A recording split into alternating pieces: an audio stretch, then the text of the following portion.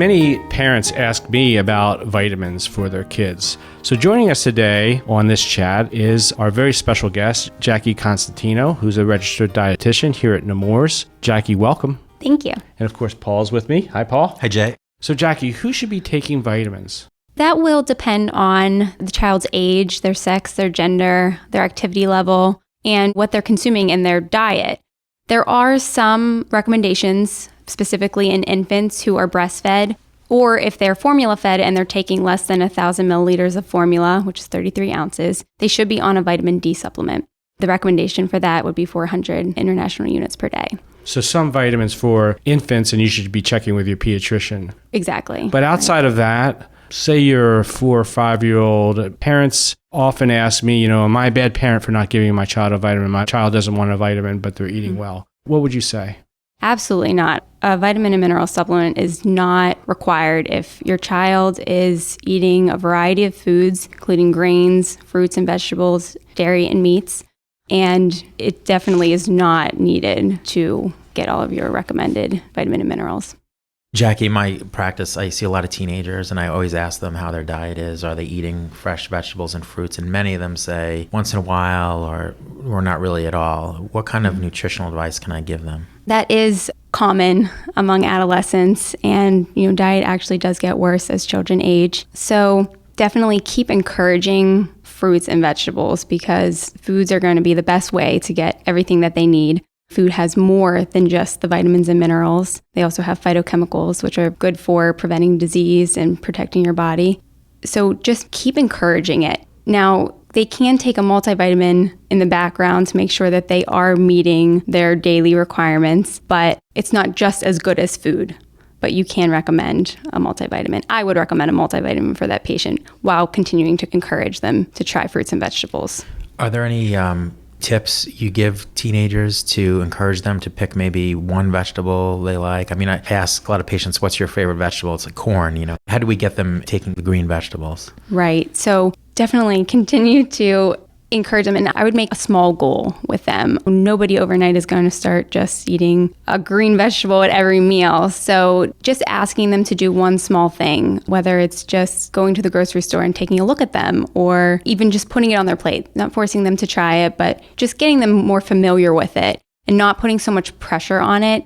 Sometimes pressure can actually do the opposite effect. So just being very positive. There's availability of supplemental drinks, and we know some families give those drinks, and I guess maybe the kids get filled up on those. Can you comment on that situation? So there are a lot of advertisement about these supplemental nutrition drinks, and we as dietitians would only recommend those drinks if a child is not gaining weight adequately, because they're different than a multivitamin. They have carbohydrates, they have fat, they have protein, which all provide energy. So if your child is gaining weight adequately, then they likely are getting enough calories in their diet, and they won't need a supplemental beverage. And what kinds of patients do you see where you recommend using a supplemental drink?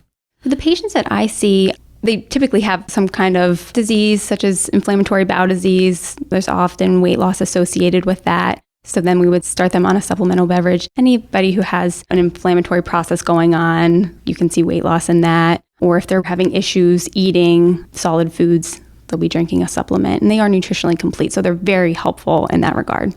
Question is on the other side. So, you have a 15-year-old who now wants to do everything right in bodybuilding or whatever they're trying to do, and they take a handful of vitamins. Is it possible to take too many vitamins?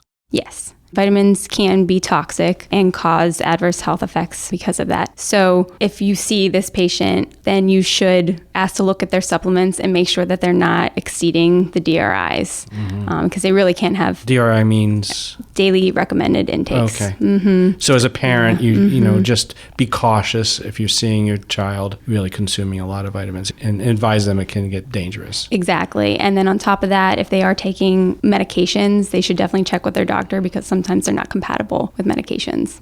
So really, my take-home message on this is that there are some cases, like an infant, that you should check with your pediatrician. But outside of that, if your child has a normal diet, you don't have to be giving that daily multivitamin every day. Right, exactly. And if your child's not eating well, a multivitamin is a nice way of helping, but it's not the perfect solution, but it's certainly worth giving at that point. Right, exactly. I definitely wouldn't use it as a crutch, meaning if Still try to work on try to work on it. Yeah, just because you're giving them the multivitamin, you shouldn't be okay with them still not eating their vegetable at dinner. So chips and ice cream and a multivitamin doesn't do it for you, huh? Right. You're a strict mom. Yes. That's great. And I know that we talk a little bit about folic acid with women of childbearing age. Outside of that, probably no real requirement for teenagers once they're eating well, right? Right, yes. Okay. There are other kids with problems or other dietary habits. I'm guessing some of them may need nutritional supplements. They might. If your child has chronic illness or if they're on a restrictive diet due to food allergies or weight maintenance or vegetarianism, then a vitamin and mineral supplement may be beneficial. Also, if your child is at risk for nutrition deficiency or if they have one, in that case, then you would definitely start a multivitamin. So in those cases, a specific vitamin or mineral supplement. Great. So in those cases, we'd seek you out, and that's probably where you need a dietary consult. Exactly. So Jackie, great information on vitamins, and I have ammunition for my families when they ask. Thanks for joining us. Thank you. To our listeners, if you have a question about this topic, or if there's another topic you'd like us to explore in a future pediatric chat, you can send it to us by using the question portal on our webpage. And be sure to view our library for more pediatric chat programs.